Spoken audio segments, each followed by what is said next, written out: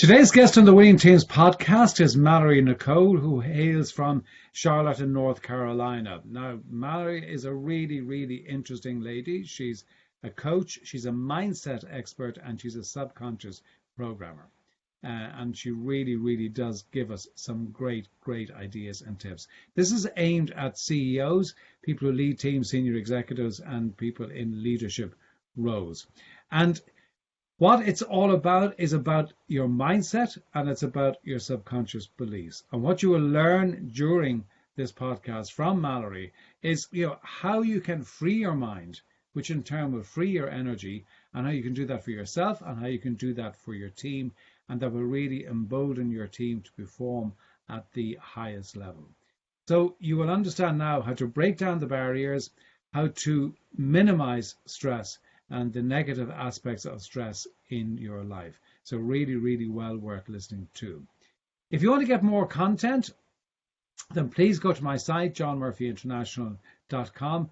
And there, if you go to the blog section and the podcast section, there's loads of content that will be really valuable to you as a leader, where you can go to download the 10 key traits of top business leaders, which will be available to you immediately so that you can go and enjoy. But in the meantime, sit back, sip your coffee, sip your water, relax, and enjoy the podcast interview with Malorie.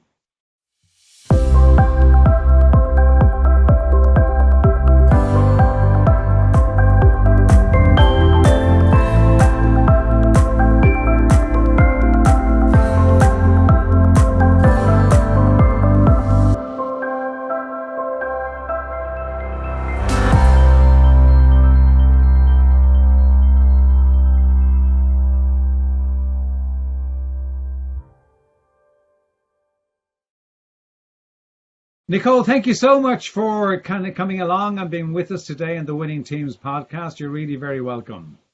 Thank you so much for having me, John. Now, listen, this will be good fun. I know that you're based in Charlotte in North Carolina, a place that I know well. And I know that you on your website, you put yourself out as a coach, a mindset expert, and a subconscious programmer. And I want to come back to each one of those and kind of delve into it. But I know that prior to that, you worked in engineering. So it's quite a jump from engineering to being a mindset expert and being a subconscious programmer. Maybe can you tell us what that journey looked like? Yeah, to make a long story just a bit short, in 2014, I started getting very sick. And it was unknown as to why that was happening at the time. I had rashes all over my body. I was getting migraines every single day. I had lost a bunch of weight. I was dizzy. I just had a very large list of symptoms, the kind of list of symptoms that if you Google it, you start to get really scared. And you're going, what's going on with my body? Am I going to make it? Type of thing. And this lasted for 4 months before I had any answers at all. I was in and out of the doctor's office every single week getting blood work done. And at the time, I was working for the engineering firm. And this made it very challenging to show up and perform to my work and to my team that I was working with at the time when my body was kind of falling apart. And this really led me down a path, as dark and gloomy as all that may sound, this really led me down a path of healing, because there were some things that I didn't know about health and wellness at the time, and I didn't know that my body needed. And long story short, I have some food intolerances that had showed up in my 20s, in my early 20s, and I had to change some lifestyle habits. But really, it was eye-opening for me because my body was trying to communicate something with me that I wasn't hearing at the time, because I kept trying to fix, get the symptoms to go away, but I really wasn't seeing the root and the crust of the issue. And when I was able to go in and focus and address the root of the problem, everything went away. And that really led into an avenue of health and wellness, which I don't do health and wellness coaching anymore, but it was like a door had been opened to this whole concept of coaching and subconscious mind and mindset. And that was really the door that opened the path for my education to start to shift into what I wanted to really learn more about. Because although engineering interested me, there was all this other stuff that it was like I'd pick up a book or I'd read something online, and I just had this desire and this need to know more about what was going on with the mind and the body and health and wellness.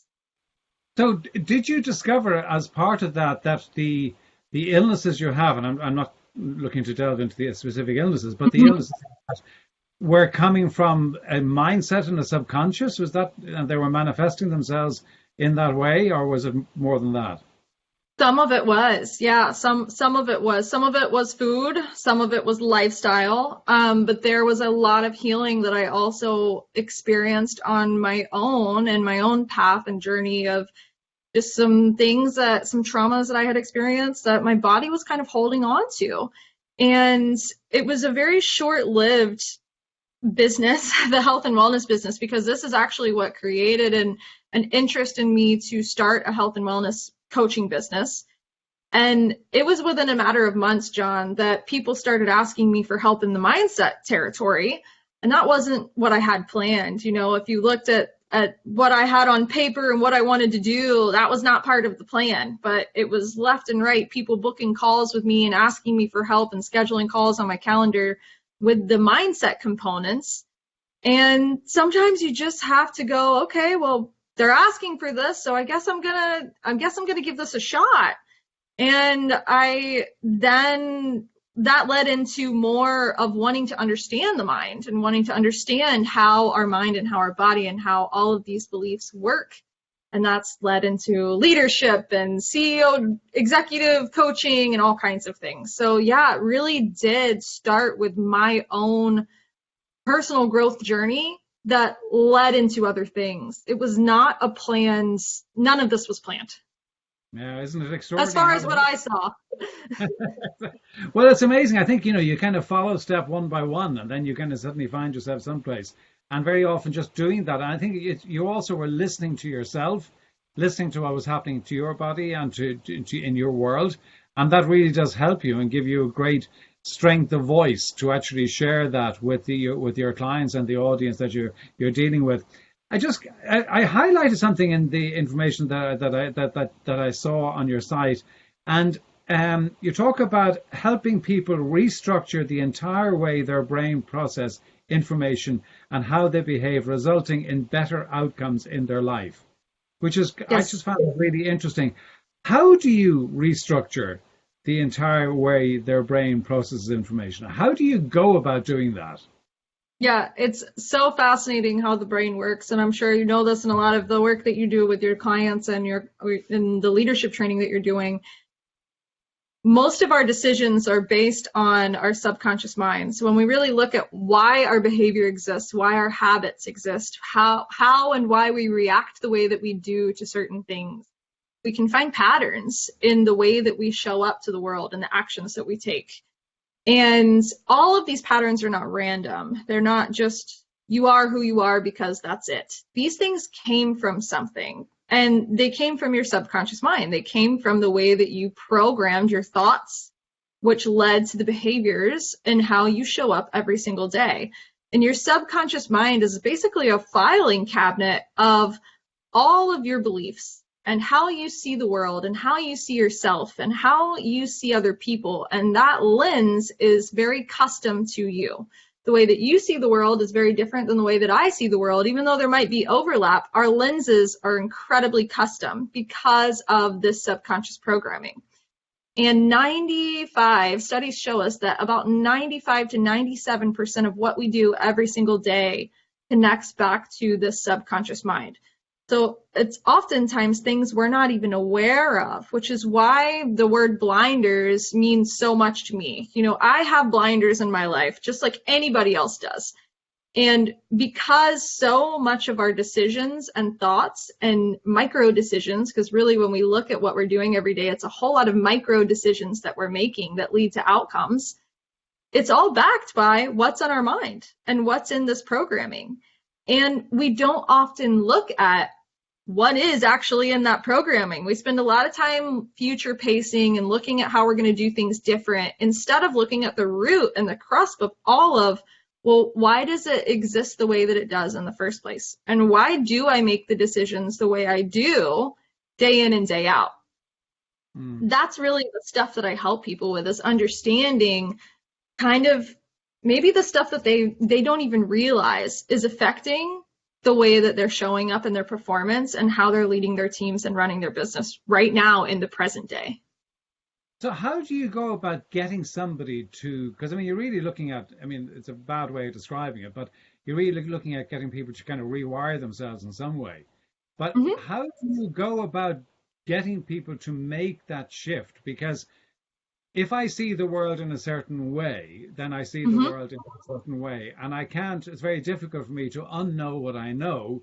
And it's very difficult for me to know what I don't know. So how do you get me to make that shift?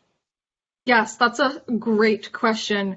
And it really starts, for me personally, and in the work that I do, it really starts with helping people see the present day blinders that are showing up, and then asking a series of questions and connecting some dots to see where it might have come from. And it's very custom because everybody has a different. Sorry, Malorie, just what is an No, it's example okay. of today blinder? Give me an example of what you mean by that. So I'll use a personal example because that's always best. I was someone that grew up in a household that money and stress were pretty much one and the same word. You know, we always had enough money. We always had enough money to pay for a mortgage and have food on the table and go to the beach every summer. And, you know, I didn't grow up in a super wealthy family, but we had enough. But that didn't matter as far as my learned behavior of what money meant in my life. Because what I saw was my dad, and when money came into the picture, into the conversations, it was automatically stress and frustration and fear. So his relationship was modeling fear and money as to be one and the same. Now he wasn't doing this on purpose. This is his own journey and his own story. But what I learned from that were similar concepts and a similar model. And so what I did in this is I started acting out on some things that I didn't realize were backed by this belief system that I had created, that money and fear are one and the same. So I went into college and I'm 20 years old.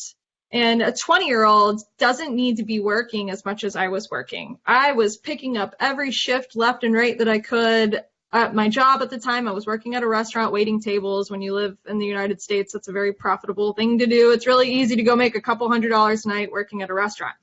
So in my mind, I had a belief that if I wasn't making money, I was doing something wrong.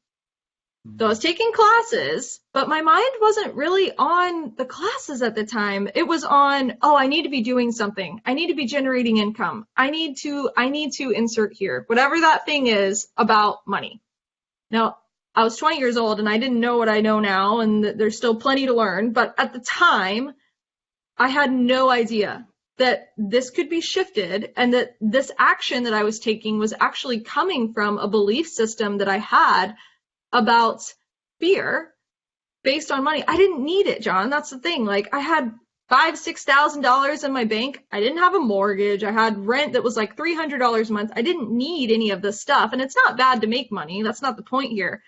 The point is that I didn't know why I was doing what I was doing. And when my beliefs started to shift about my own childhood and things that I had picked up, my behaviors started to change. Right, okay. So that's an example of how some old stuff, and I see this all the time with CEOs and leaders, and you know, I'll have clients that will come ask for help. They're bringing $20,000-$30,000 a month into their business, but they won't even look at their finances. They're terrified to even look at it. They don't even want to look at the numbers. Isn't it fascinating? Because one of the things that I also find, and I find it through in my own work when working with teams, is, you know, and it kind of plays to the point that you're making, is that, you know, you can have a conversation and somebody says, oh, you know, the big issue or the big problem with this team is, and whatever that might be. And then you've other people in the room looking, who are members of the same team, looking at going, I don't see that, right? But they Absolutely. see something very different. So everybody is looking at the same thing, in this situation, the team, but they're all seeing different situations or different issues that are the underlying blockage to the team being effective. And, the work is then to actually, kind of delayer that and understand exactly what it is. So I do see that happening time and time again. But I do find it fascinating the way that, you talk about it, but also you talk about mental barriers and how to remove them. Is it the same process in removing mental barriers, or is it a different process? They're very similar, but the thing about the subconscious mind and the conscious mind is that most of the time we just can't see our mental barriers. And I've got somebody I've been working with for years in my own business and life that helps me stay on track of what I might not be seeing. And we can change the way we think, but there's always, I believe, an asset to having somebody else in our corner that can help us see the things that we're not seeing. Because with the mind, if we could do it ourselves, we would have already done it. It's not the same as looking at your arm and going, oh, I have a broken arm. I need to go to the doctor and heal and get this broken arm taken care of so that it can heal properly. With our mind, we're blocked on things that we just are blocked on because that's literally science. That's the way it works. When we're in our subconscious mind, we are not seeing the things that are blocking us. So having somebody like you come into a business and say, this is what I'm seeing. Here's how to create a radical shift, which always, if you change leadership, you end up changing business growth and profit and how much you can pay people and what you're bringing in. I mean, it evolves and changes everything by going and looking at what are the barriers, because most of the time we're just blind to it. Yeah. I mean, one of the things that I find fascinating and be interested to hear your view on it is that, the mindset or the perspective that you might have, if I'm a member of the team and I see it, to me, that's very, very real, right? But it's not necessarily logical, right? But if I'm to unblock that perspective or that perception of the team or that image that I have the team, how do I do that? Because, it's not a logical kind of way of unexplaining it to actually get it. So how do I really get that deeply rooted emotional connection that I have to that being the issue? How do I shift that? Because it's not going to be a logical explanation explaining away of the problem. It's actually going to be a different way. How do you do that? How do you actually get the subconscious and the gut and the feeling? How do you shift that? It's deep work. It's one-on-one custom deep work. And I mean, I really believe that, you hear this a lot in relationships and in marriages, and it's effective to teams as well. If you do your work, the team will perform differently. So if everybody's on board with doing their work, meaning, taking ownership of self, not being reactive to people, seeing your own spots of what you need to grow on and committing to that and showing up to that, figuring out how you might better process your emotions, all of those things, and learning about you will create a less reactive person as far as performance is concerned. And if you are less reactive, you're able to lead differently. You're able to create more open communication. Vulnerability is safe. Growth is safe. And you start really shifting the trajectory of the team operating from a place of fear and everybody at each other and everybody in this competitive state to really working together in growth and unison for a more effective growth strategy and when it comes to business terms.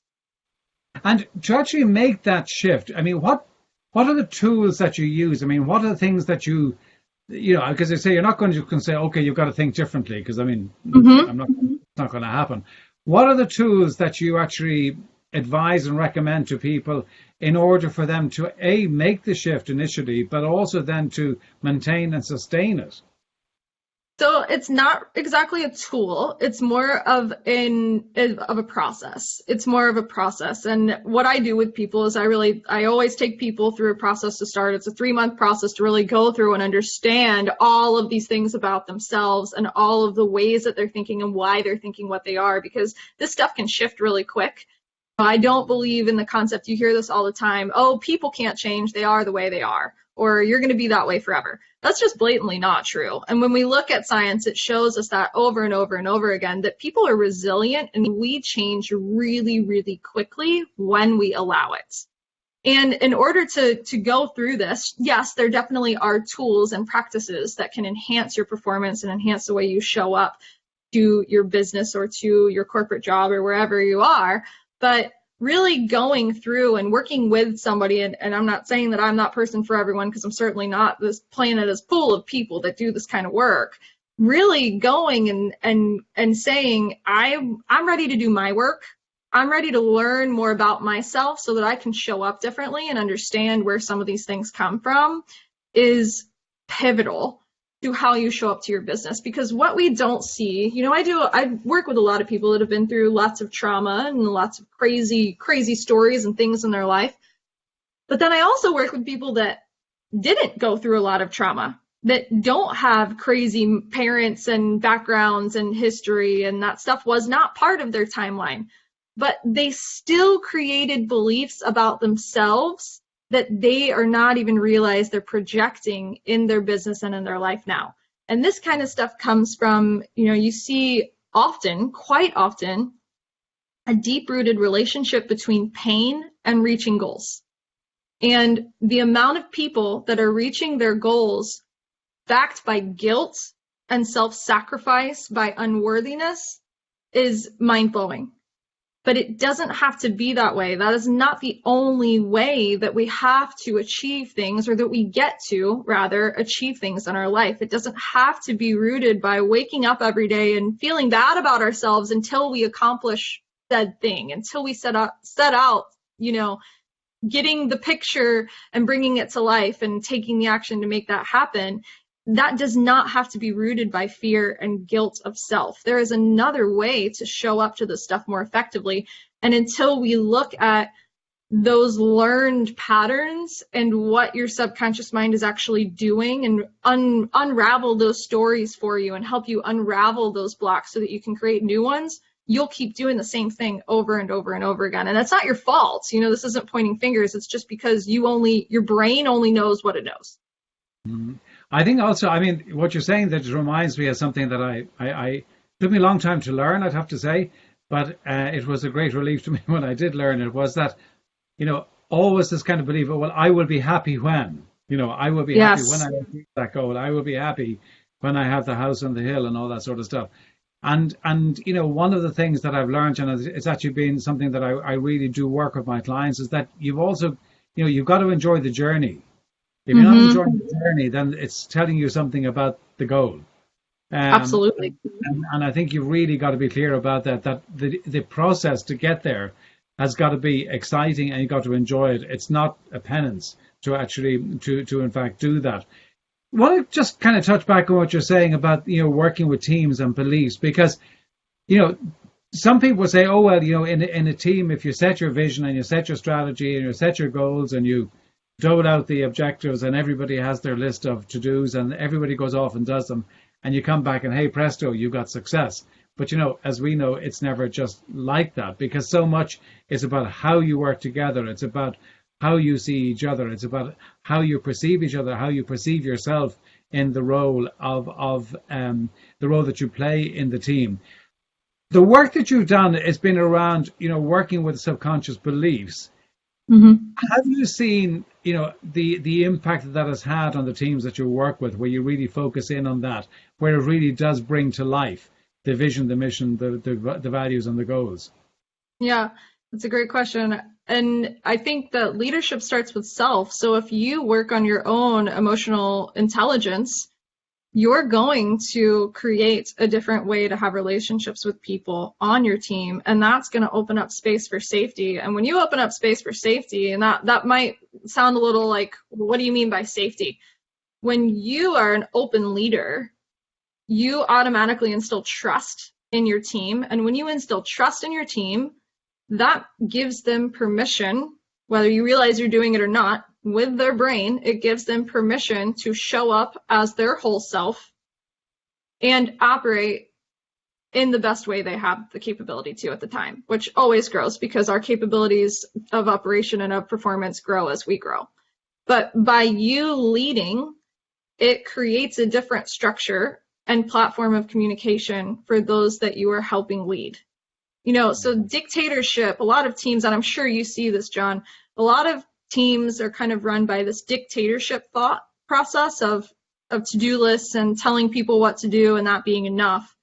When we're wired for growth, the people on your team, I see this all the time. The people on your teams right now have so many gifts and things that they could bring to light and that they could bring to the business and that they could bring to the culture of how things run. And sometimes they don't get a chance to because nobody ever asks, what would you do differently? Nobody ever asks, do you have a bright idea that you've been thinking about for the past 3 months that we could change things in the office or how things are running that you've been keeping quiet? And those are some of the most pivotal things that can change businesses is the internal communication going on. There's geniuses. There are genius minds sitting within every single business. But because this dictatorship role has been taught, people that lead teams think that, or lead businesses or running businesses, CEO levels, have instilled beliefs in them that they just have to kind of tell everyone what it is their jobs are and how to perform and make sure everyone's doing it, and then that's enough. When, that is an old paradigm in my mind, and I'm sure with what you're doing, I believe that you probably think the same. It's not the most effective way. And by allowing growth for every single person on the team, that really starts with you and your own vulnerability to let everyone else shine too, because that happens a lot. We don't realize that sometimes CEOs and leaders of teams, we have our own blinders of not wanting other people to shine. Yeah. When it can really harm. It is so true. And I think that one of the things that I would always advocate when working with teams, that the most important element to have and to exist and to grow in a team is psychological safety. Core of that is trust. And if there isn't psychological safety where people are free to be open, to say that they are vulnerable, they don't know, or that they feel that they can certainly challenge each other, because a high-performing team is not an easy environment to live in. It's pretty demanding because people hold each other accountable. But there is that psychological safety, that it is a safe place to be. And I think that's Absolutely. Really what you're saying there, that to create that psychological safety is hugely important. I know that you're also a big fan of emotional intelligence, as I would be. And how do you implement emotional intelligence at work? What's been your experience of doing that, and how do you go about doing it? Yeah, a lot of that I think and I'm sure you're doing a lot of this with the people that you're working with too. You start to shift the conversation. So in what you just said, creating that psychological safety, that starts with you. Because if you are somebody that gets irritated easily, that, automatically thinks that everything that anyone says is, you could think of a better idea or think of a better way. If you have your own blocks to effective communication, you are not bringing in the emotional side of communication that has the potential to be brought for things to happen in a more effective way. And that comes with working on the way that you process your emotions. A good example of this is I end up working with a lot of people that do not know how to address conflict. They don't know when to let people go, because that's the truth of it. Sometimes you do have to let people go in business. Sometimes it's not the best fit for you and the company, whether that's clients or contract workers or employees, it doesn't matter. Sometimes it's time to say goodbye, and that's okay, because it's in your best interest and their best interest to stop letting the toxicity of the relationship continue when no longer are both parties mutually benefiting each other. So that's an example of conflict that gets avoided often. Another thing is really having hard conversations internally that need to be had.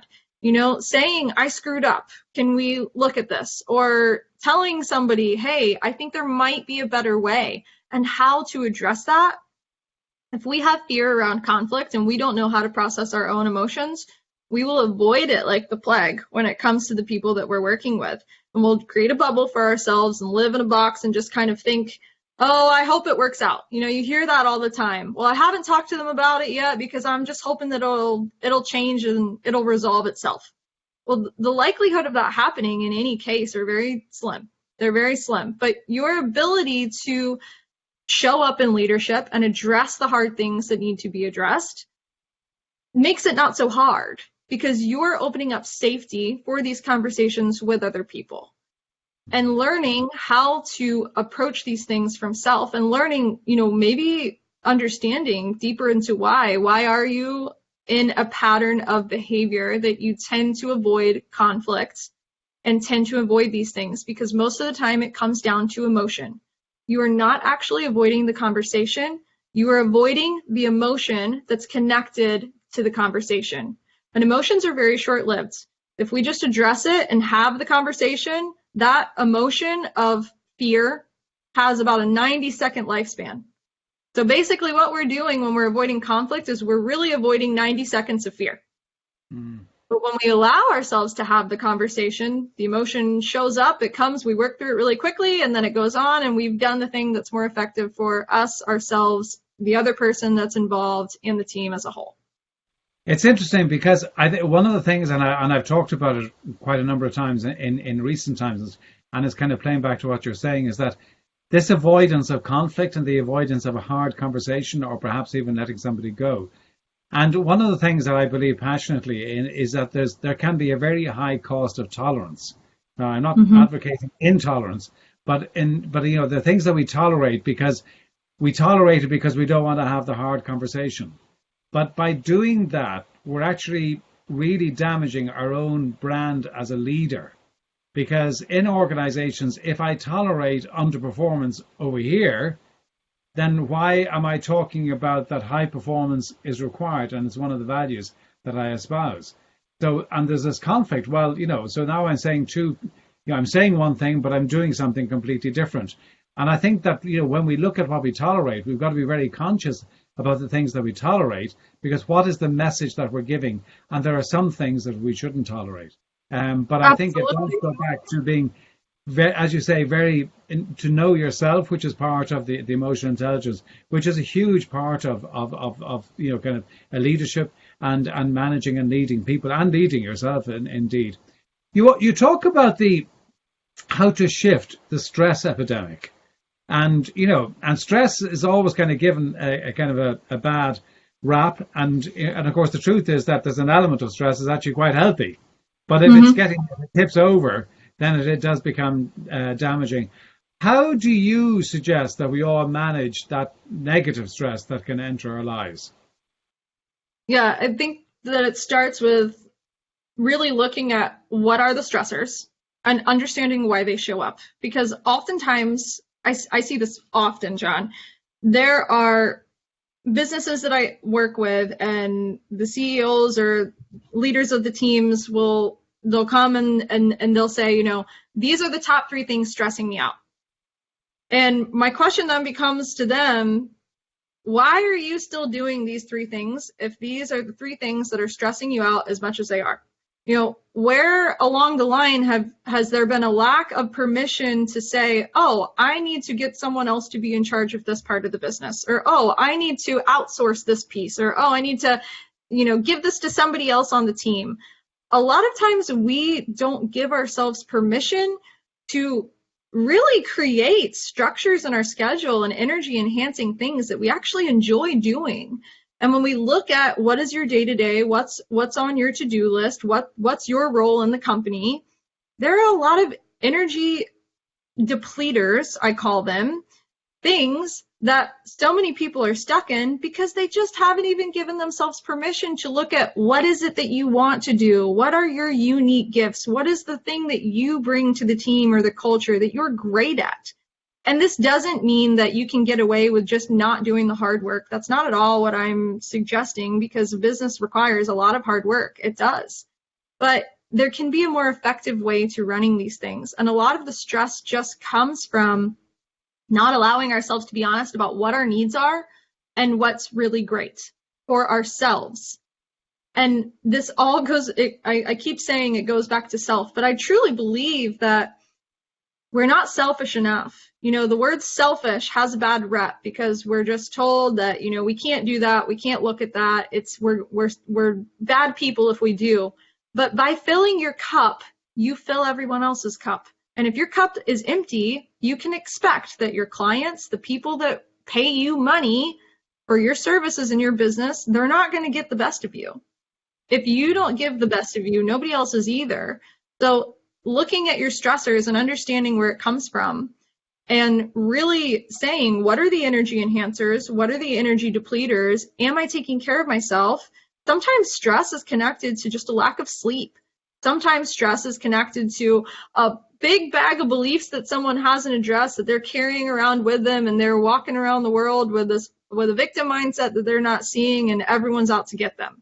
It could be various things. It's not necessarily one or the other, and it can be different things at different times. But when we do not look at how we're performing and why, we create a lack of performance in the entire way that our businesses can function. It's interesting. I'm just smiling to myself because I just had a coaching conversation earlier today with the CEO of a business, and he was talking about that he was just so completely stressed at this moment in time. And when we dug into it, he was talking, oh well, yesterday I was doing this, that, and the other. And then when he was talking about it, he said, I just don't have the time to focus on what I'm doing. And then when we really dug into it, a big chunk of the day was spent doing something that he actually enjoys doing, but it's not his job. It's actually somebody else's job. And he was down doing their job, which can't be good for them, but he wasn't doing his own job. And yet he was causing his own stress by not actually being really clear about what was important in his role. And he was kind of dropping down to do something that he actually did enjoy doing in his previous role, but that's not his job right now. So I think you're right. It's about the choices that we make, and it's understanding the choices. Malorie, it's a good time to wrap up because I've gone over the time that I said I would take up for you. But before we do wrap up and we find out where people can get in touch with you, this has been great. It's been great fun. I thoroughly enjoyed doing it. But, two questions I ask everybody. One is a book that you would recommend and why. One of the first books that really helped me look at mind and understanding why we think the way we think and understanding myself differently is The Big Leap. Are you familiar? Yes, I am indeed. I absolutely love that book. Yep, I absolutely love it. I think it's a great go-to for anybody that's looking to understand more about themselves and why they behave the way they do. Absolutely. The second question is daily rituals. Do you have them, and what are they, and what do they do for you? I have a collective basket of daily rituals, but it's not the same thing every single day. So I know that I have an allotted amount of time. I am a long morning person. I spend a couple hours in the morning before I go to work, spending time on myself. That could be journaling, meditating, going for a walk, different things and different tools and modalities that I use. But I find personally with me, if I do the same thing every single day, I actually get a little bit bored. So I mix things up just a little bit. Very good. I think that's a great idea. I think that, the habit has got to be meaningful, and the habit doesn't necessarily mean that you do exactly the same thing every day. So exactly. That took me a little while to figure that out. And the habit for me is long mornings. Long mornings are very effective for me, but it doesn't necessarily have to be the same exact thing that I'm doing in that time period before I show up to work. Because I think that, the whole purpose, as far as I'm concerned, of daily rituals is that it sets you up for the day and it enriches you. And the fact that you can just mix and match it and do different things every day, I think that's perfectly fine. Listen, this has been a real joy, Malorie. Thank you so much. Where can people get in touch with you? We'll have everything in the show notes, but listening now, where can they get in touch with you? The easiest way to get in touch with me is abundantlyclearpodcast.com. And if you are somebody that's wondering about maybe where your beliefs come from, and if you're sabotaging yourself a little bit, or if you're just a little more stressed than you want to be and you want to figure out why, you can send me a message on there. And I also have the podcast show that you can tune into, and that's found on any iTunes, Spotify, any major platforms. Brilliant. Well, listen, thank you so much for coming along today. It's been a real joy. I see the Christmas tree behind you. You'll probably be taking that down in a few days. It will be. It'll be taken. Yeah, this will probably be aired a couple weeks into January. So the Christmas tree will be down by January 1st. Listen, enjoy it while it's still there. So listen, I will talk to you soon, and I'd love to come back and maybe we could do another one of these. It's been really enjoyable. Thank you so much, John, for having me. I appreciate it. Pleasure.